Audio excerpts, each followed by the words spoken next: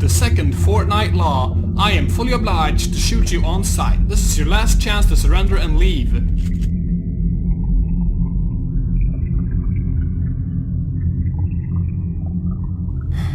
Typical paranoia. No one's even here.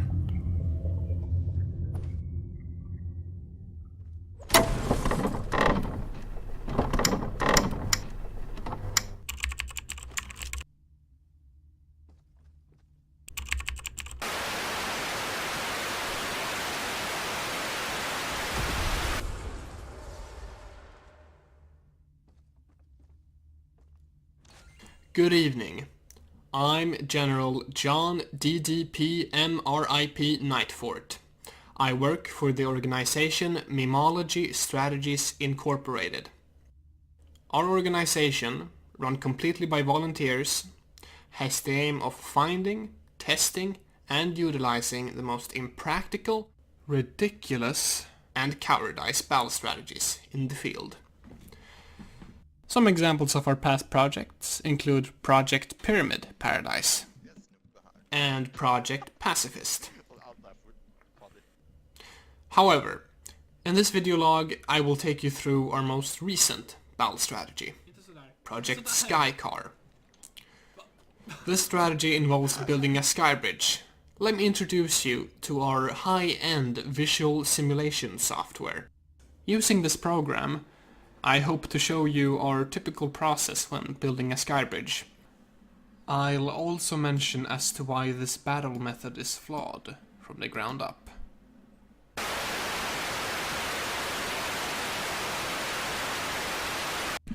Since we rarely have more than 2 volunteers available when doing arguably suicidal missions like these, the operation begins with a team of 2 operatives, landing in a remote part of the map that's also rich in resources.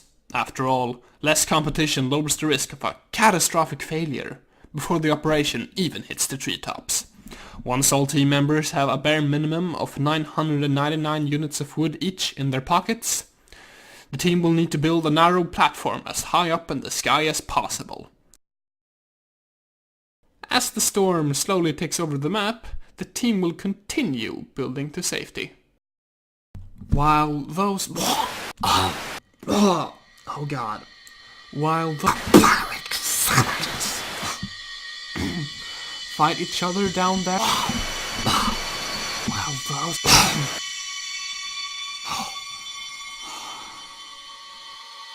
While those barbaric savages fight to the death down there, our team will eventually go AFK. Until only one group remains on the ground below. Then we will emerge from the shadows above and swiftly no-scope our foes.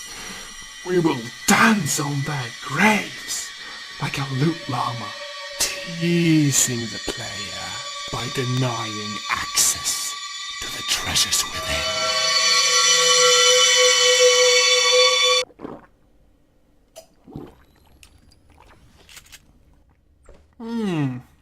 Where were we? Right. Abandoning the skybridge.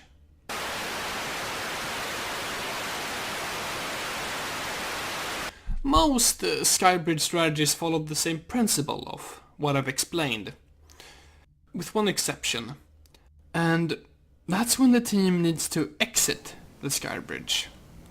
It's either an intentional exit, or it's an emergency evacuation. Usually the team will experience the latter, emergency evacuation. Mission failed. Please evacuate. Since the strategy is dependent on that the enemy is ignorant or stupid enough to not look upwards for once and shoot the construct out of the sky. Which the majority of them, unfortunately, are not. There are many methods of exiting the skybridge, and if I do say so myself, they are all flawed, in their own way. The first method is simply building down from the bridge. It could work if you have enough materials, but what you're expecting from the enemy then is that they're either asleep or looking at the ground. Despite this, we have been successful in this method before. Now, the second method is impulse grenades. In my opinion, using impulse grenades is almost worse than the previous method.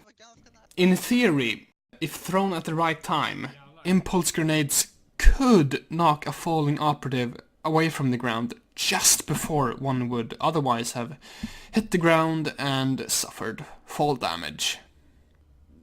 Field testings have shown, however, that these grenades fall at the same speed as you do, meaning that the grenade would need to be thrown before the operative falls off the bridge, making this method unreliable in emergency exits. Thirdly, we have the jump pad. Being one of the only reliable methods, utilizing the jump pad is also a simple process. Every time I step into the mine shaft, everybody's picks go up. And they stay there.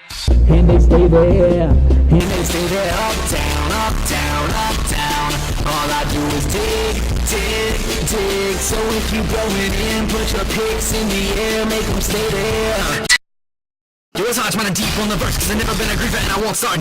Place it down, jump on it, and the glider will take care of the rest. No fall damage. This method does, on the other hand, expect the team to place down the jump pad before the bridge is completely destroyed, since the jump pad requires a foundation to be placed upon. The same thing can be said about the bounce pad, the fourth method. The bounce pad works in similar fashion to the jump pad. Place, jump, land. 3 words, 1 process. Fifth method is the portafort. Using the portafort to exit safely has never, as is also true for using impulse grenades, seen a successful attempt from our part. The tires that exist within the fort seemingly block fall damage when jumping on them. So, placing a portafort on the skybridge and jumping on its tires could work. Den, men annars så det är ganska awkward. Ja, portafort. I want to be a skybridge. Just det, vi har portafort, yeah. Let's go. Vi har portafort ju, just det. Alltså om man sätter den på toppen av skybridgen. Det är klart att man ska hoppa på de där gummidäcken tills snubben tar sönder bron och så faller man ner. Translating language. I just found the porter sport. Do you know what that means? It means we forget about winning the game and instead build a skybridge. Because the porter fort skybridge strategy is the best out of all skybridge strategies and it blocks fall damage 112% of the time. I know this because I am an average multiracial, diverse, gayish, default dancing, teabagging, tilted towers dropping, and most importantly, an orange justice warrior. But remember, don't play yourself. Don't ever play yourself. Don't ever play yourself. You cannot play yourself.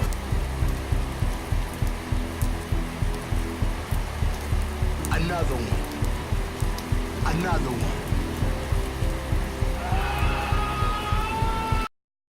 Congratulations, you played yourself. Blocks fall damage 112%.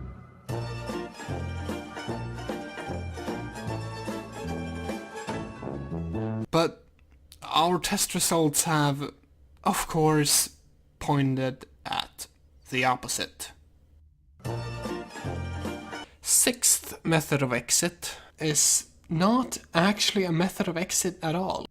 But since this method is unique in its memology, I've decided to include it. You see, the team needs to exit the skybridge in order to finish off the last enemy team. Because shooting at the enemy from the sky bridge would of course reveal our team's position and grant all operatives a tragic death. However, using this sixth method, operatives will instead wait on the bridge until their allies have killed all the opponents for them. Simple, GG boys, but effective. For the seventh method, it's another unsuccessful one. The shopping cart.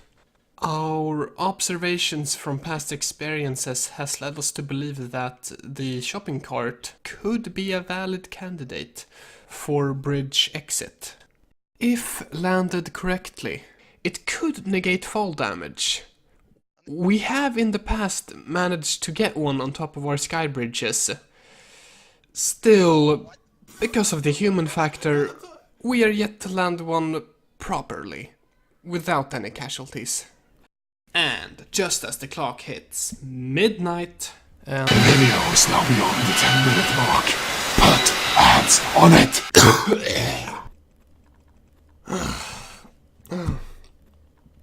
Excuse me.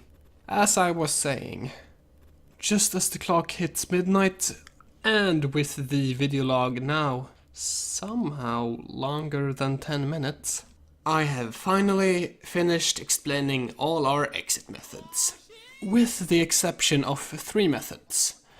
The first 2 being rocket riding and the jetpack, the former of which is still in the testing phase, while the latter has been newly discovered as a valid method. The last method is reserved for our main subject tonight. As you might imagine, for a project named SkyCar, instead of using a shopping cart, the project used a golf cart.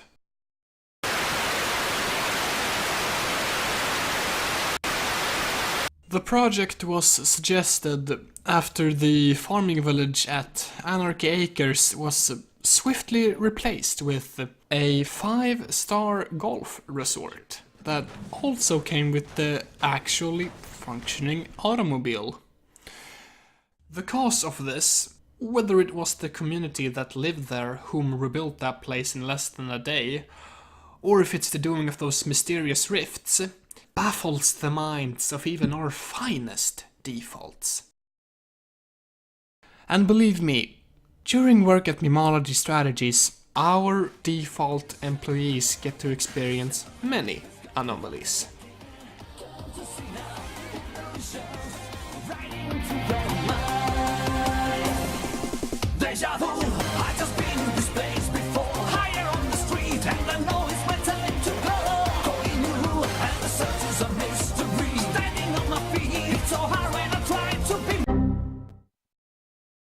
Really?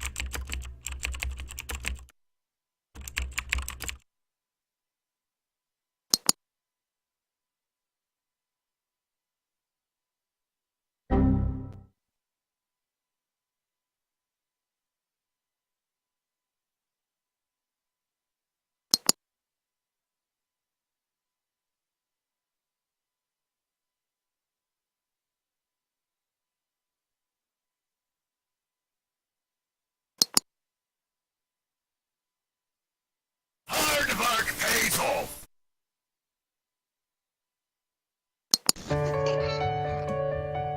Sving, nej, skjut inte döden.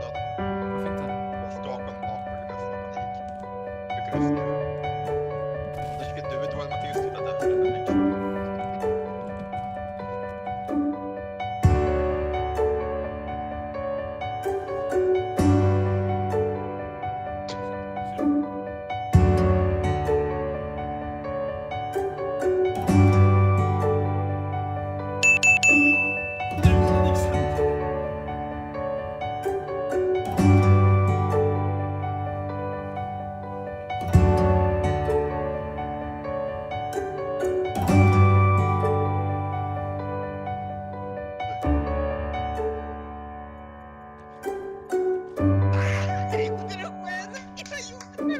Nevertheless, with a new potential method of surviving a 294-meter drop, our organization was ready to make the next move.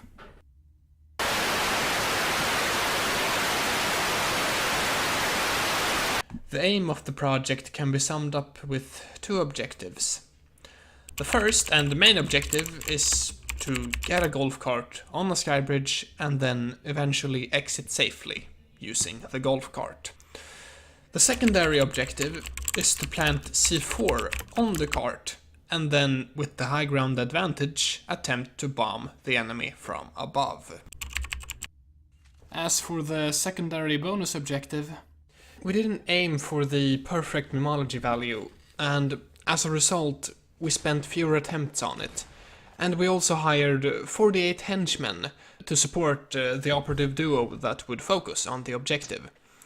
With more support, our chances to success increase, which in turn makes the strategy less impractical, therefore lowering the mimology value. The closest we got to pulling this objective off is tied between two attempts. In the first, we nailed the kamikaze part, but not the skybridge part. The other attempt had the opposite problem. It had the death from above, however, without any C4. Or any targets for that matter. C4 was found during the attempt, but was later lost to the human factor before the explosives could come to any use. Now, the main objective. With the quite brief and simple plan all squared out, we initiated the operation phase. As with any other strategy our organization has put into practice, the operation phase consists of learning through failure and progressing through luck. The plan was simple. Get a golf cart, drive it to Wailing Woods, gather materials, and build the skybridge. However, things are easier said than done. The first attempts were a lost cause, before our operatives even set foot on the battle bus. We didn't know what hellhole our operatives were jumping into, and our lack of knowledge showed, failed attempt after failed attempt. The hopelessness became a burden for all of us. Although after each attempt, the plan of action became ever so clearer. After a while, it wasn't the knowledge that was lacking. It was the second ingredient, luck. And the vital virtue for this was patience.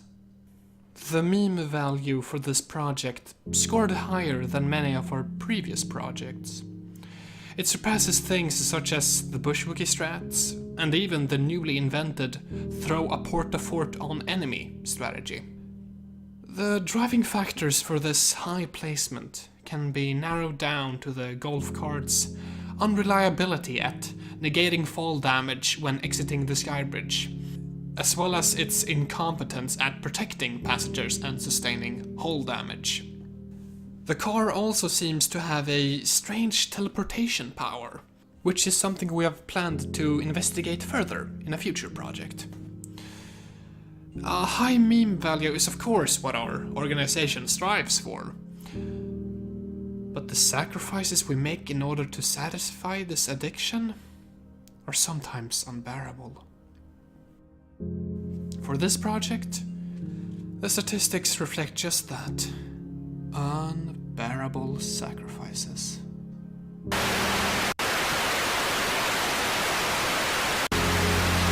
27% of attempts didn't even touch the golf cart steering wheel before ending in disaster. Half of the attempts failed to reach Wailing Woods, and 79% of attempts never got the chance to begin skybridge construction. Only one attempt turned out successful.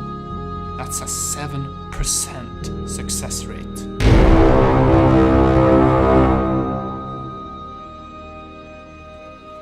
A grim number indeed.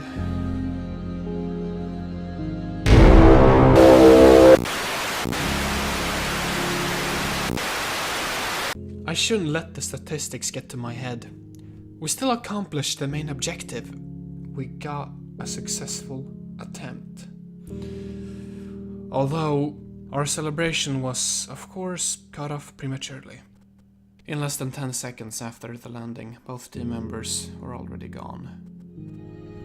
We invested hours upon hours of hardship, suffered dozens of casualties. I gave this project everything. All for those 10 seconds of satisfaction. Why are we still here? Just to... It's an unforgiving profession, to say the least.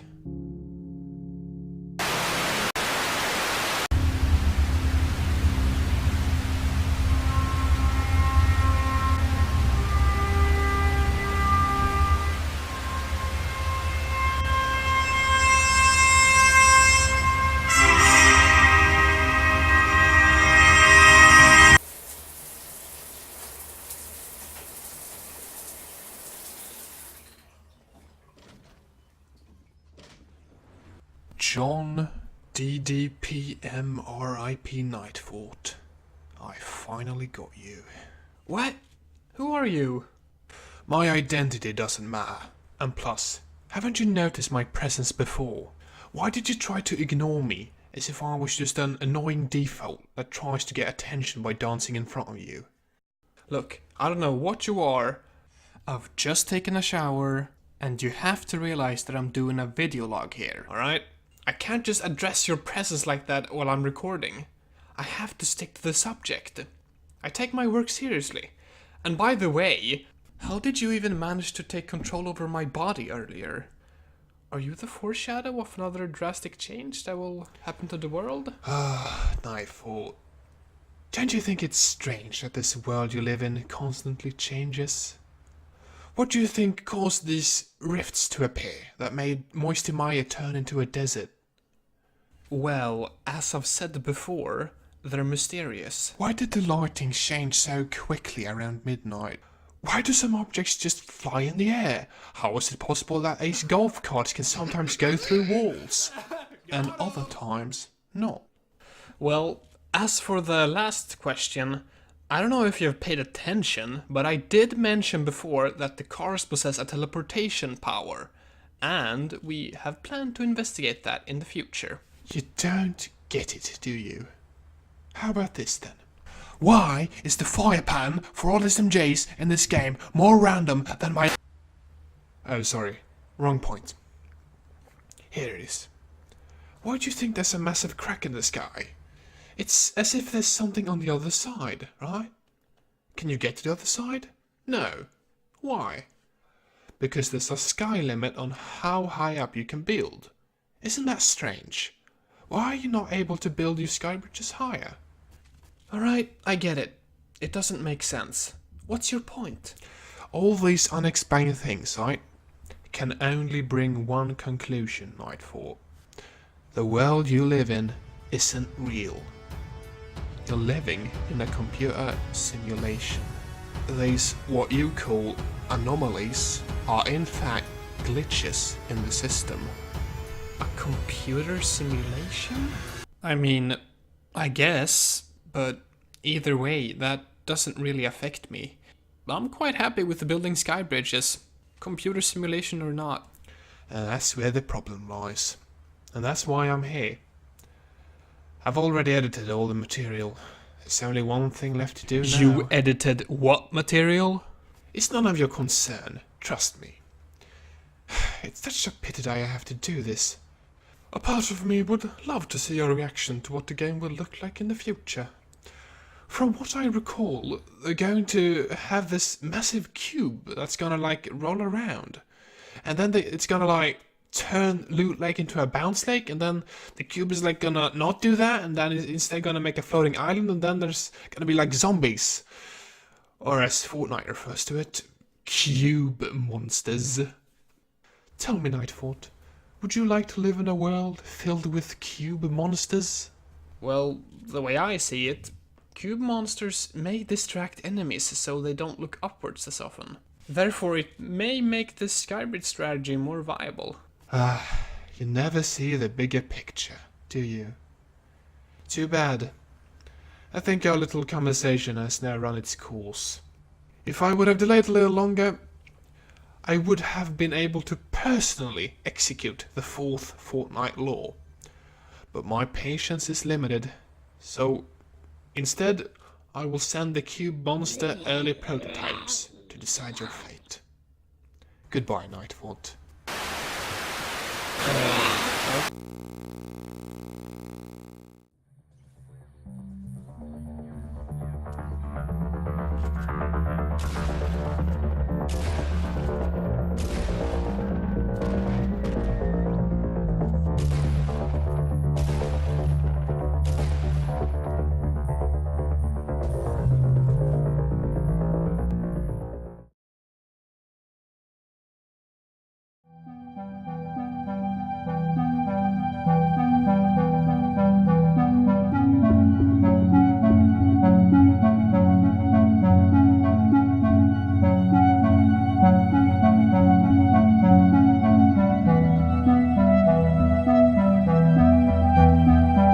Klara, färdiga, kör!